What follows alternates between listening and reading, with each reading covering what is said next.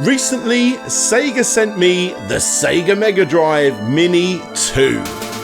The latest in the never-ending lineup of mini consoles, some of which are good, some are terrible, and the previously shown-off Mega Drive Mini 1 is without a doubt one of the absolute best of the bunch. I, as well as every other YouTuber even slightly interested in retro, covered this bad boy when released, and across the board, it was very well received, and at the time of recording, I asked the question, who is this system actually aimed at? And not to ruin the surprise for people that haven't seen that review, but the answer was for everyone. Not just for the hardcore Sega fanboy like myself, but the common dad out there that was no doubt caught up in the mini console race that was happening at the time, getting given it for Christmas by his wife to help him rekindle a few childhood memories. However, 3 years later, times have changed. All of the obvious consoles have now been minified, leaving only the obscure and the hard to do. And Sega know this. This is why the Mega Drive Mini 2 or Genesis Mini 2 isn't something you can just pick up at the shops. This is an Amazon exclusive system that is being produced in limited quantities compared to the original. In fact, for every 10 of these produced, only one of the Mega Drive Mini 2s will be produced. Meaning that this system, in my eyes, is aimed at the hardcore collector, or fanboy for the most part, and is doing so with a tighter budget. And as I am a bit of a Sega fanboy, a super hardcore retro gaming enthusiast, let's see if it can live up to the expectations. Straight up the box. Damn, is it small, and feels a little vaporwavy like with its "this font doesn't exist" typeface found at the top right. But hey, the console itself, just like before, is perfect. All of the dents and grooves are in the right place. However, where is the light? That little red light found at the front. It's gone. I'm not happy, Sega. Not happy about this one at all, as this is obviously where they've saved some money. You see, the Japanese model doesn't have this hole, whereas the American and European releases do, so it's one mould for all regions, it seems, with a different printed logo on top. Besides this though, everything else just seems to be fine and to scale. Right, let's boot up this bad boy.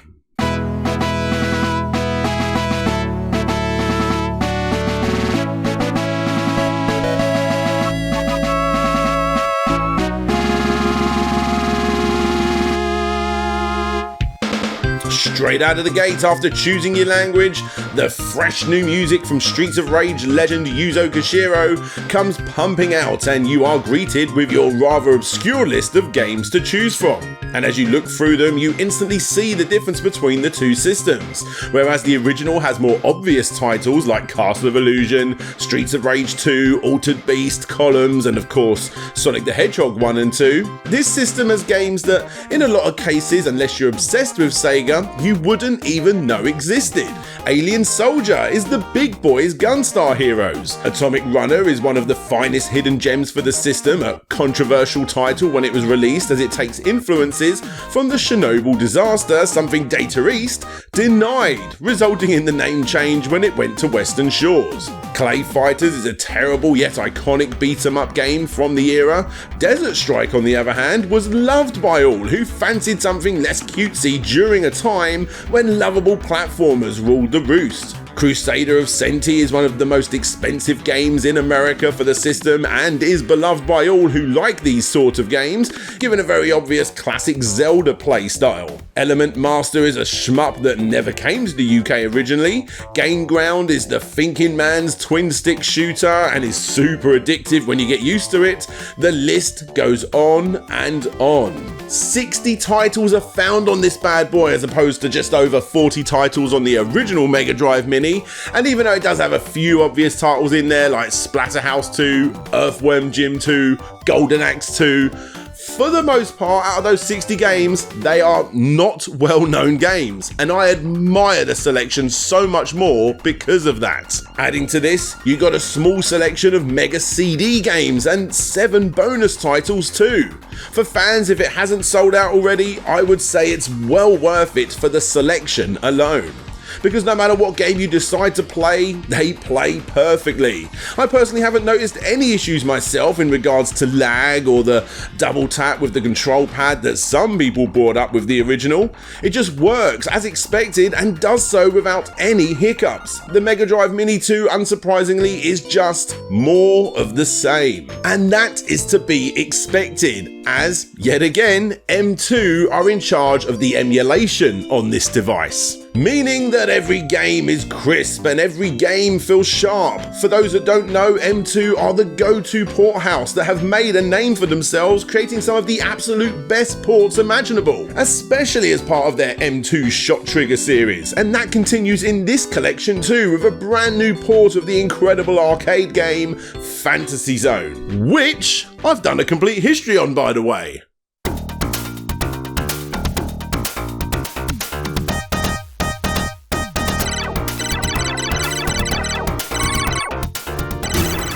And when it comes down to games like Thunder Force 4 or Lightning Force as it's known in North America, you have additional options that show up when you boot up the game.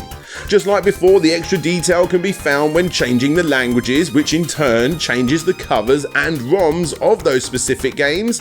And unlike before, for us European folk, you can unlock the American or NTSC covers too by choosing a region like Korea. This means that yes, you have all three versions of the games that were released in all three regions. Now, the reason you might want to do this, besides having different box arts and different menus, is because certain games in this list play differently in different regions. Rystar is a perfect example, as the Japanese version not only has a slightly different title screen, but also different looking enemies and a happier main character too, compared to the moody bouncer-like character found in the international release. Final Fight has a different intro and changed up sprite work throughout the entire game. Sonic CD has a different soundtrack depending on the region. In fact, this one lets you choose between the European and American soundtracks when booted up from the UK menu, and then lets you choose between the Japanese and American version when loaded up from Japan. Loads of games have different names between the regions, like for instance Revenge of Shinobi is called the Super Shinobi in Japan, and by the way guys, it's the virtual console release of the Revenge of Shinobi that you're going to be finding on this system, which I think is the fourth re-release of the game that doesn't feature all of the copyright infringement Batman, Godzilla and Spider-Man references like all of the earlier releases. I played through it to check, and as a result, I may just be the first person to ever complete that game on the Mega Drive Mini 2. Basically, what I'm saying is there are a whole load of differences between the regions, and exploring them is part of the fun of owning a system like this. However, the biggest change between all of those regions found on this system is definitely Streets of Rage 3, better known to the hardcore fans as Bare Knuckle 3. Guys, we have an M2 ported Bare Knuckle 3 game on this, and that is a big deal if you ask me. For those that don't know, I highly suggest checking out my history on the franchise, which I'll link in this video's description. Streets of Rage 3 is the hardcore fanboys' favourite out of the original trilogy in a lot of cases. They messed it up when they brought it to the West, but that Japanese original version is a whole lot better. I still prefer the original two games myself, but still, you haven't played Streets of Rage 3 until you've played the original Bare Knuckle 3, which is on this device. And it's ported by M2. Already, I'm having such a great time with this system. Sega and M2 have done a great job, and I'm really enjoying exploring all of the hidden extras found on this console. Save states work great, although keep in mind you only have 4 that are shared between every single region, and when you load them up, they change back to the region that you originally saved them in. The ability to change the music from Mega Drive 1 to Mega Drive 2 in the menu was a glorious add-on that I was not expecting, and is one of the few times that you can actually notice the differences for myself. Have a listen.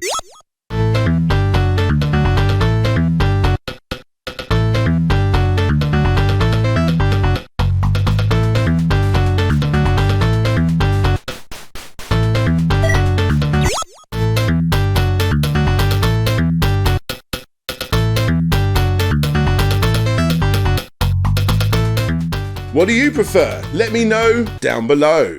The hidden extras go even further too, with the original Mega CD intro showing up in the credits menu. And when you turn off the system, you even get a shot at Sega's office in Tokyo. Nice. So in short, the Mega Drive Mini 2 is a love letter to Sega fans and the Sega Mega Drive as a whole.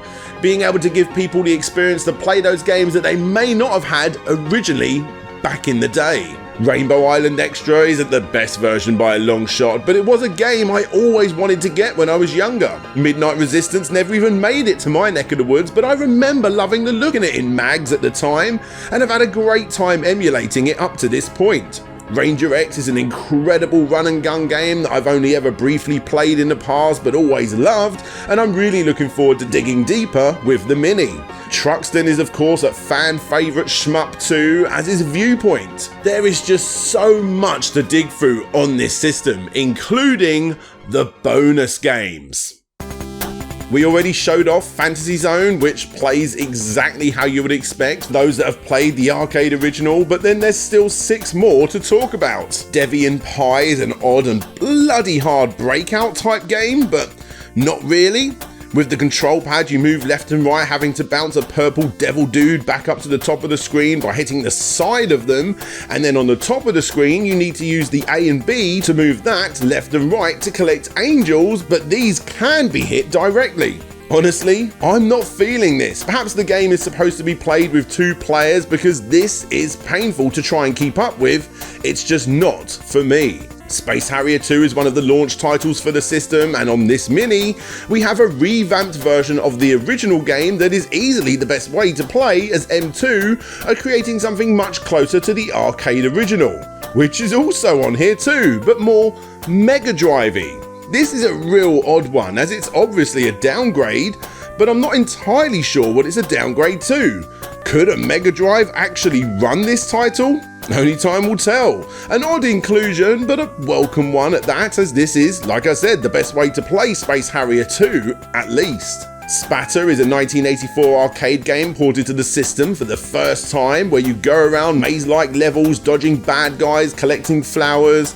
It's honestly not that great, but nice to see ported onto the system at least, although you can kind of see why it never came out back in the day. Star Mobile is another one that never got released either, pausing its development 30 years ago and only getting finished and released now on this system. And damn, this game is so hard to get your head around. So stars fall down in different weights, and then you need to keep the whole thing balanced, but at the same time sandwich colours between 2 different colours to eliminate them, but by doing that it makes that side of the pendulum lighter, and you have almost no room from where the stars fall to where they land. This game is a real toughie. Versus Puyo Puyo Sun is an odd one. Basically, yes, it's Puyo Puyo, the classic game that is beloved by all, but this is a port of the Sega Saturn game Puyo Puyo Sun, which is essentially the 3rd proper release in the franchise. The idea was to port the entire Sega Saturn game to the Mega Drive, but to do so would take 4 months, and they only had